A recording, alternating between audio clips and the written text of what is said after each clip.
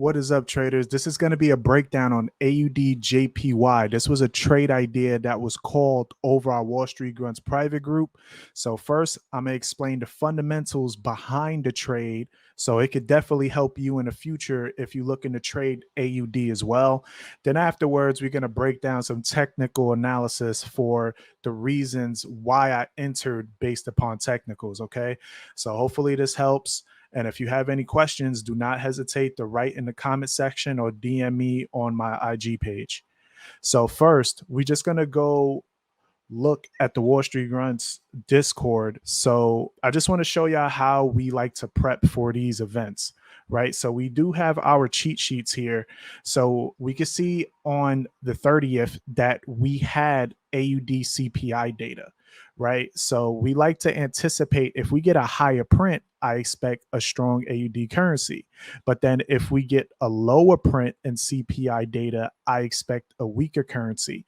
Then we have additional reasons. We had China data. China had its PMI data that came out, which can also impact AUD. And I'm going to explain that right now. So as what we can see here is iron ore is heavily traded in China.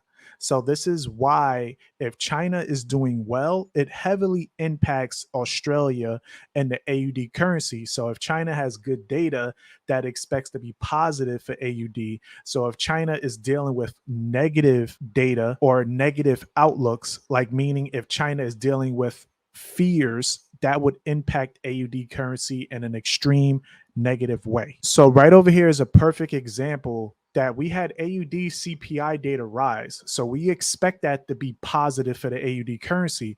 But when China had its PMI data come out, it came out below expectations. So bad PMI data for China impacted AUD and the NZD currency in a negative way. So that's really a great example of understanding how China economy can impact the Australia's currency. So fast forward on the 31st, we had another economic data that came out. So we had Australia's retail sales, and then plus we had China's manufacturing PMI data that came out.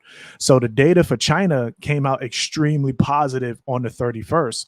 So that's where the trade ideas happened, where we was looking for AUD buys from that positive China data, plus the expectations of higher inflation for Australia. That gave me all the confidence to look for buys in the AUD JPY currency.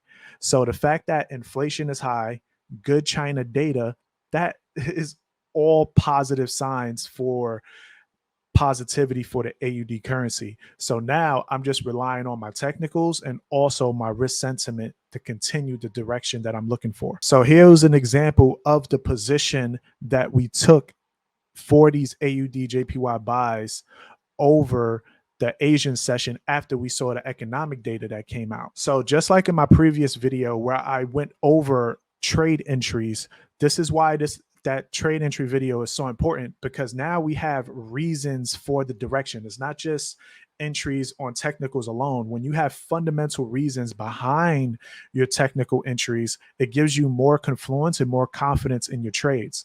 So right here, we could also identify that we had an order block, right? So we could see that we consolidated, we held this support area around 90.300.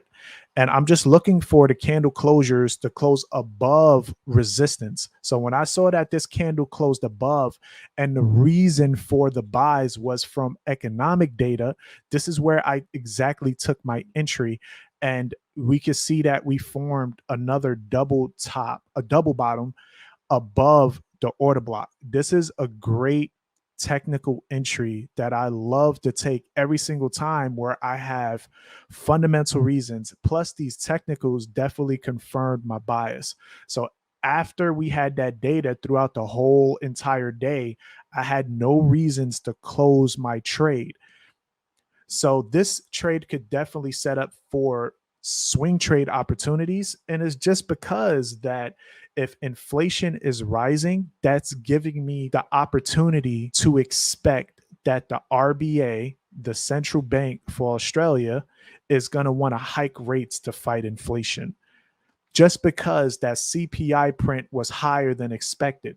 Because previously the RBA was extremely dovish. They was looking to pause rates because inflation was showing proof that it was coming down.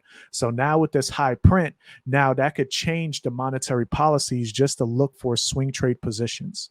All right. So hopefully this helps. If y'all have any questions, do not hesitate to write it in the comments, or again, DM me on IG and I would love to help.